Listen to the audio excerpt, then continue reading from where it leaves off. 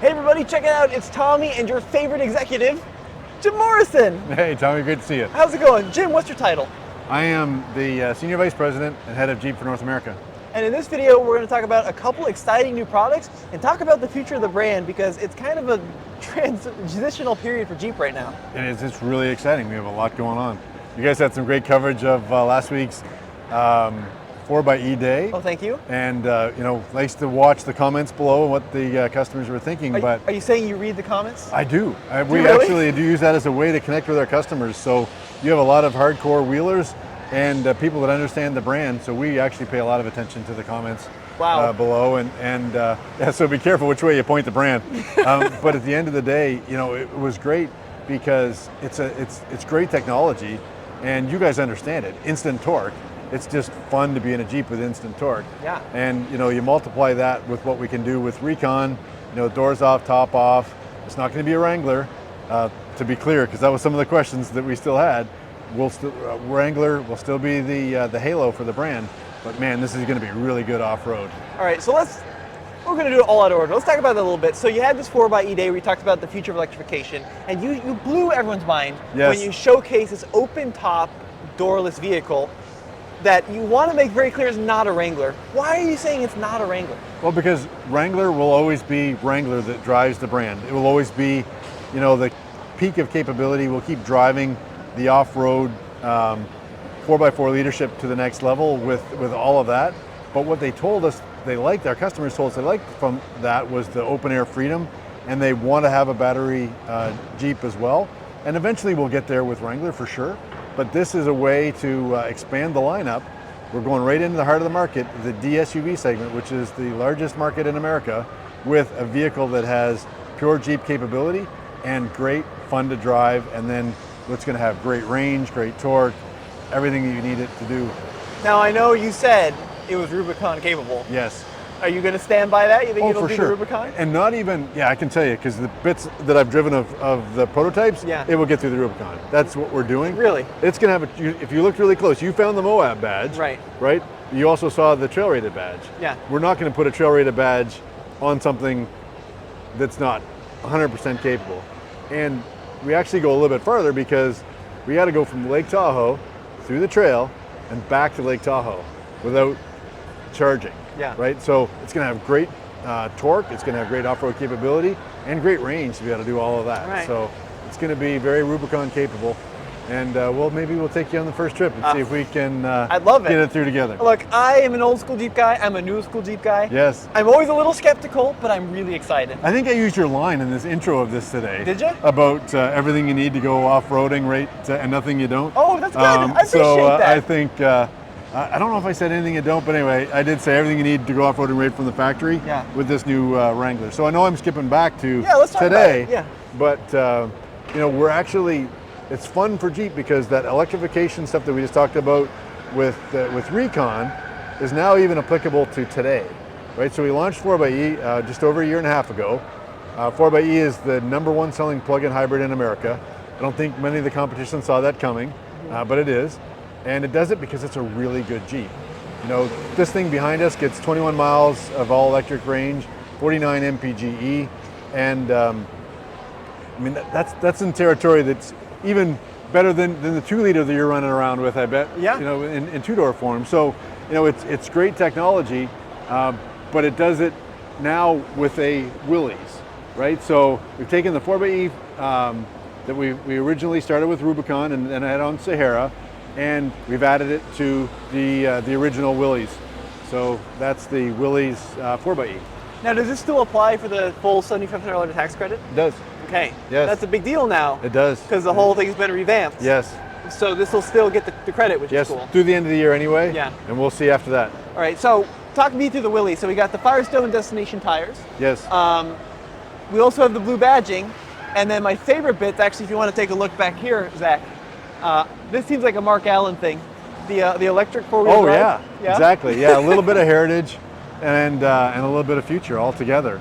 Yeah. With that, and you're right. It's the normal Willys formula, and locking DSA rear end.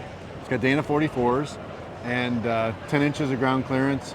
A little bit of a factory lift, and all the capability you can want right out of the box. Can you explain that locking rear end? Can you explain what that means? Yeah, it means that as soon as the right wheel feels a little bit of slip, it'll transfer the torque to the left wheel automatically without a locker switch. Okay, so this is cool, and it's also more affordable than the current 4xe lineup too, right? It's the entry level to electrification for us. So it is the, I hate to say the cheapest electric Jeep, but it is. It's the new, it's the entry level point to the range, and that's important for, the starting from MSRP. Yeah. Or more importantly, for the lease price for this, because it applies for all the government incentives, which you can imagine, this already has a really good residual value. So you apply $7,500 of government money to the incentive, and it drives a great lease price for this thing too. Interesting. So it's like 53 and some change starting, right? Yes. For destination, yeah. It's pretty cool. Yeah. Now let's talk about what we have over here, because this is something special too. So I think you said 30 years ago, you drove a Grand Cherokee through a window. That was Bob Lutz. Okay, it wasn't you didn't me. drive it, it but wasn't somebody me. drove. I was actually, that's one of the reasons I came to this company, which was Chrysler then, because if you think of back then, we had just launched the Grand Cherokee, we had just done the Viper, we had done the cab forward LH cars to the Intrepid and Concorde and Vision. This was the coolest company in the world. So when I got done in school, I came and was drawn to this brand, and the Grand Cherokee is one of the reasons for that. Okay. And it's so Bob Lutz drove it up like the stairs of Kobo through the window. Right over there. Yeah, okay. Yeah, right over there. And to celebrate that, you've got the 30th anniversary. Exactly. Okay. And a little bit of a tip of the hat as well to the city of Detroit, because at that time, we'd actually redone a plant here. So Iacocca had reinvested it in Detroit and built the Jefferson North Assembly Plant, which was a big investment in Detroit at the time. One of the only manufacturers to do it. And now we've done it again with our Mack assembly plant. So now we have 2 Grand Cherokee plants, here in Detroit. And to celebrate that, we've got a little bit of a tip of the hat to the original. Oh, look at that. The 92. Yeah. And then, the current Grand Cherokee. So 30 years later, still true to form. You can still recognize it as a Grand Cherokee. So, you saw it with the vehicle that I drove out this morning. It is still the same Grand Cherokee, and 5 generations later, here it is. Now, interestingly enough, that Grand Cherokee got 15 miles per gallon. Right. This one gets 54. Right. That one crawled up steps, and this thing will crawl up a wall. So did you ask if you could drive it through the window? You know how much it is actually to drive it through a window these days? Now, how much would it cost to drive it through the window? It's crazy. It's actually would have destroyed the car because the way the glass falls on it. That's what we learned from the last time. We didn't expect that to happen. Okay. But it actually, it was more fun to actually introduce this in Moab anyway, going up Lions back. Yeah. That was 65 degrees. That's only like 30. Right. That's easy. So I got to ask you a question. Sure. Because Andre is making me ask a question. So you announced, your Ram division announced yesterday that the 3-liter EcoDiesels end of the road in the Rams. What's going on with the 3-liter in Jeeps?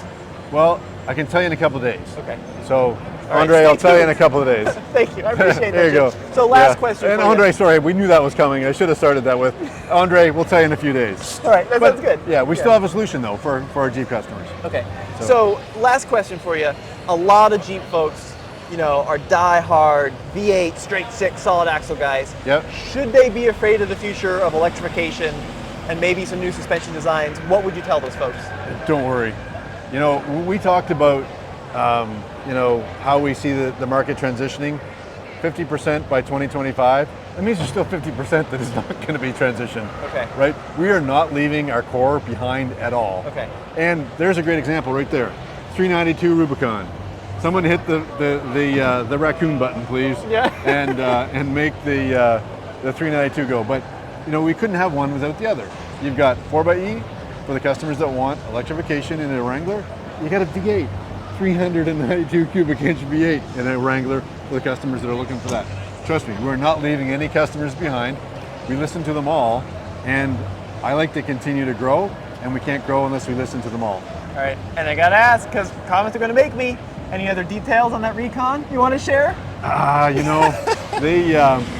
think I actually shared more than I should have by telling the range, but it's a really cool Jeep. Right. It's going to be good. Look forward to it. The sky slider, you press the button, you open that, pop the doors off.